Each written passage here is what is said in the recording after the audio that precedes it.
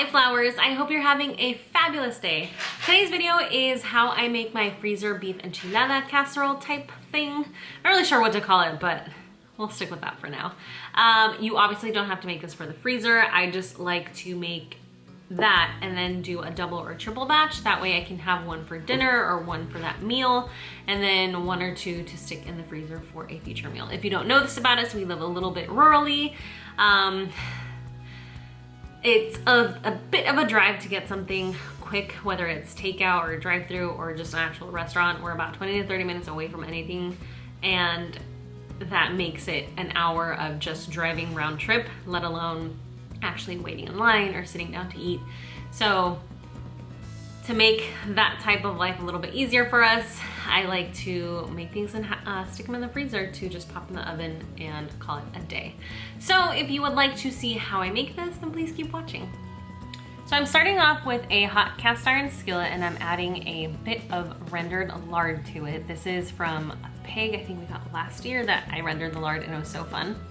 Anyway, I'm doing 2 pounds of ground beef. This is from a local ranch to us that we ended up buying a whole cow. We were gonna go with a half, but with rising prices and everything, we figured we would just stick with the whole and, you know, have it last us however long it lasts us, which it should last us a pretty long time. So these are 2 packs of 1 pound each. And then I'm breaking it up with my wooden spoon. Once the meat is about halfway cooked, I add in 1 to 2 chopped onions. I usually do 1 chopped onion per pound of beef that I'm doing. And then I let it cook in with, or finish cooking with the rest of the beef. I really should have used a bigger pan for this, but I had already started in it and I wasn't about to change anymore, so we stuck with it and I made it work. I was just a little bit more careful. Once the meat was finished cooking, I started to add in seasonings. I did a half a teaspoon of pepper, a teaspoon of salt, about a teaspoon and a half of, this was granulated garlic, you can use garlic powder, about a half a teaspoon of Mexican oregano,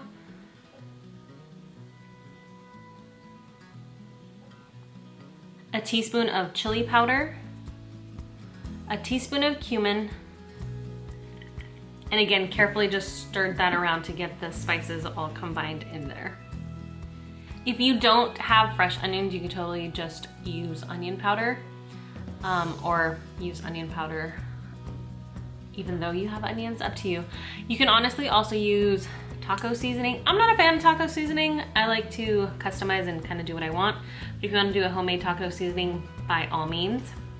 And then this is a 5 pound block of Monterey Jack cheese that I buy in bulk from Azure. And I just cut off what I need and stick the rest back into the fridge. I wanted to wait until I did this meal to cut it up and then vacuum seal it, because it's just cheaper for me to do it that way. So I cut off about a pound to a pound and a half of cheese. Then I'm grating it here. Careful with your fingers. And then I had to pause for the important coffee. This is a lot of homemade enchilada sauce. By all means, use canned, but homemade is always better. These are tortillas from a local tortilleria that's around us. That's our cooled off beef and our shredded cheese. I like to do my freezer meals into disposable, I don't even know what these are called, this disposable metal pan thingies.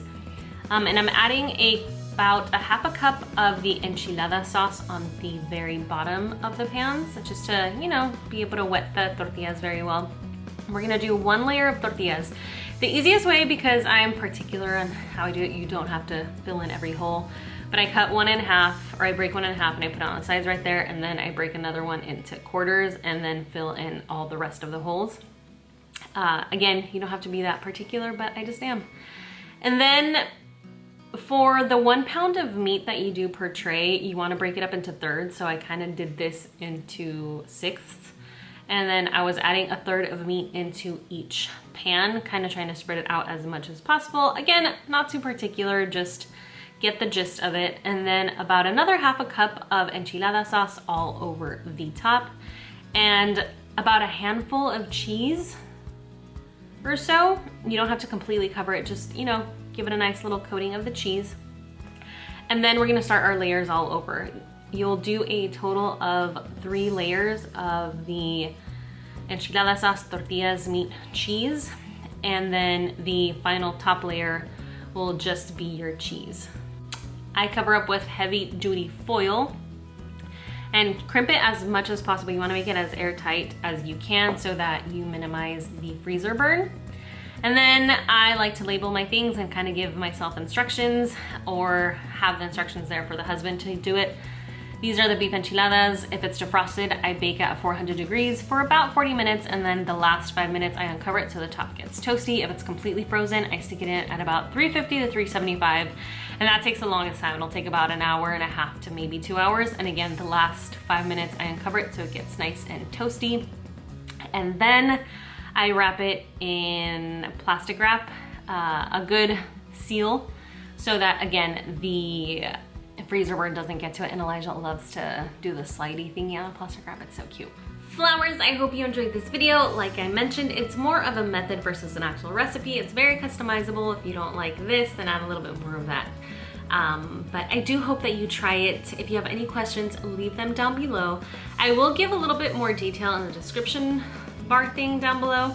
Not really a detailed situation, kind of just what I went through in the video. But I do hope that you enjoy it. I like to serve this with sour cream and tomatoes. Delicious on top in like a hot sauce, and beans and rice. But if this is the only thing that we have for dinner, it's still delicious. I hope you try it and I hope you enjoy it. Flowers, have a blessed rest of your day, and I'll see you in a new video soon. Bye.